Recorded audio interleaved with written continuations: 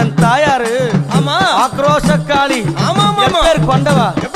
அவ கோபப்பட்டு இந்த புவிக்கு வரும்போது அவளுடைய பாதம் இந்த புவியில பட்டா இந்த உலகமே அழிஞ்சிடும் சொல்லும் போது பார்த்த சிவபெருமான் உடனடியாக ஓடி அந்த கீழே விழுந்தாரு.